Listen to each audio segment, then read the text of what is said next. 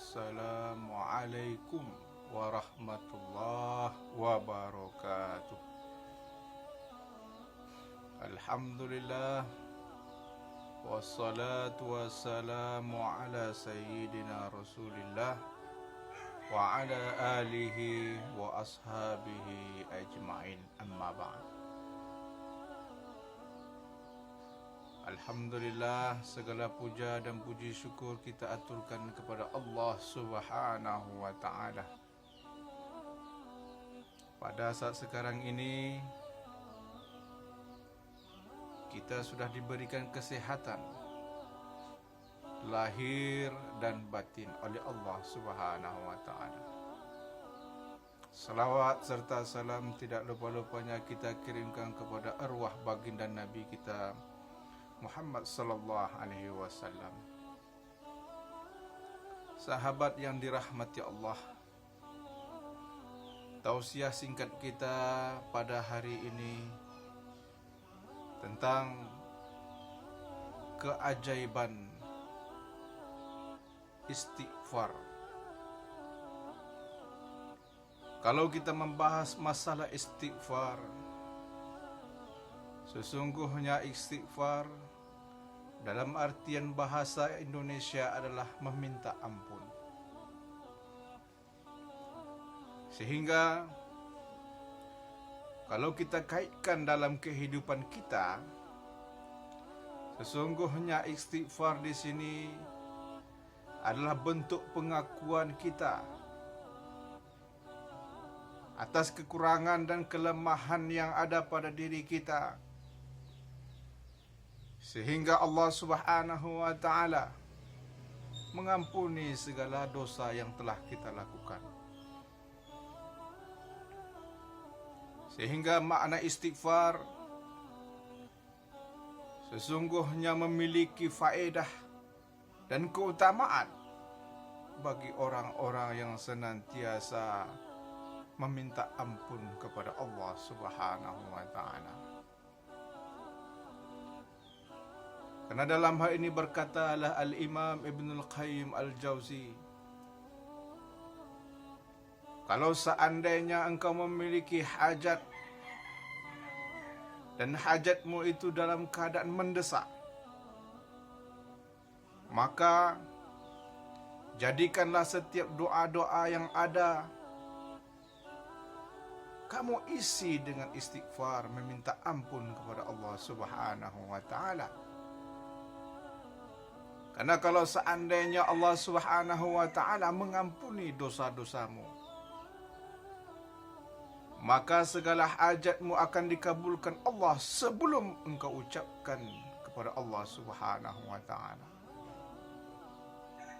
Karena Allah Maha mengetahui segala isi hati. Sahabat yang dirahmati Allah,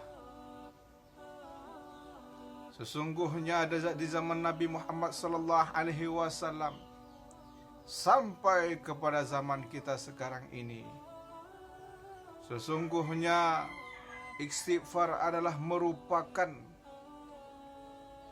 pengakuan yang harus kita lakukan setiap hari. Tujuannya adalah membersihkan dari segala bentuk dosa-dosa, baik yang kita sengaja maupun yang tidak sengaja. Maka dalam ini pernah sebuah kisah yang diriwayatkan oleh Al-Imam Ibnul Qayyim, bahwasanya Imam Ahmad sebelumnya beliau pengen pergi ke Syam. Ketika itu beliau singgahlah di sebuah masjid. Ketika sampainya di masjid, solatlah Imam Ahmad. Mulai dari solat zuhur, kemudian beliau iktikaf dan tidur sambil berzikir kepada Allah Subhanahu wa ta'ala hingga Isya. Setelah Isya, ketika itu Imam Ahmad berusaha untuk iktikaf. Kemudian datanglah seorang dari masjid dan mengatakan, "Wahai Tuan, Sesungguhnya masjid ini akan ditutup. Keluarlah engkau. Berkatalah Imam Ahmad, izinkanlah aku untuk istirahat di masjid ini, karena aku adalah seorang musafir. Kemudian dengan dipaksanya dari seorang garing masjid, keluarlah wahai Tuan, karena sesungguhnya masjid ini akan ditutup. Maka keluarlah Imam Ahmad. Kemudian beliau tidurlah di pelataran masjid. Kemudian dibentak lagi oleh seorang garing masjid dan mengatakan, wahai Tuan, janganlah engkau tidur di pelataran masjid di sini, karena masjid ini dibuka di saat sholat. Maka dalam keadaan terpaksa, pergilah Imam Ahmad.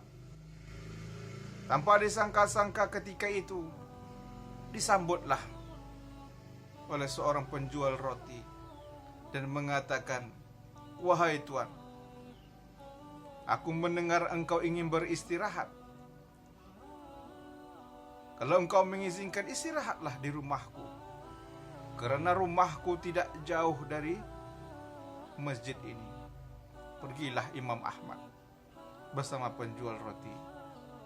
Sesampainya di rumah dari penjual roti tersebut, disediakanlah kamar untuk Imam Ahmad. Kemudian setelah disediakan, istirahatlah Imam Ahmad sambil memperhatikan apa yang dilakukan oleh penjual roti. Kemudian ketika itu Imam Ahmad mendengar di setiap adonan yang dilakukan oleh penjual roti ketika ia membuat roti, ia senantiasa istighfar. Bertanyalah dalam hati Imam Ahmad, kenapa ia mengucapkan kata-kata istighfar setiap ia mengadoni makanan dan roti yang telah ia lakukan. Dengan rasa beraninya Imam Ahmad berkatalah kepada penjual roti, wahai penjual roti, aku melihat engkau setiap engkau mengadoni sebuah makan atau roti, engkau senantiasa mengucapkan istighfar. Apa gerangan sampai-sampai engkau mengucapkan istighfar? Apakah engkau lakukannya setiap engkau mengadoni makanan atau setiap aktivitas? Maka dijawablah sang penjual roti, iya, aku senantiasa mengucapkan istighfar di setiap apa saja yang aku lakukan. Kemudian berkatalah Imam Ahmad, apa keuntungan engkau mengucapkan istighfar? Apakah doa-doamu dikabulkan oleh Allah? Berkatalah penjual roti, iya, sesungguhnya doa-doaku selalu dikabulkan oleh Allah Subhanahu wa ta'ala. Tetapi cuma satu doaku yang belum dikabulkan. Sebelumnya aku pernah berniat dan bermohon kepada Allah, ya Allah, aku berkeinginan sekali bertemu dengan Imam Ahmad, tetapi sampai sekarang belum aku ketemukan dan bertemu dengan Imam Ahmad. Berkatalah dalam Imam Ahmad dalam hati, Masya Allah, ini merupakan perbuatan Allah terhadapku. Sampai-sampai aku pergi ke Syam, aku tidak tahu apa yang harus aku lakukan, tetapi tiba-tiba aku sampai ke rumah orang penjual roti. Dan doa penjual roti ini pun sesuai dengan apa yang ia inginkan.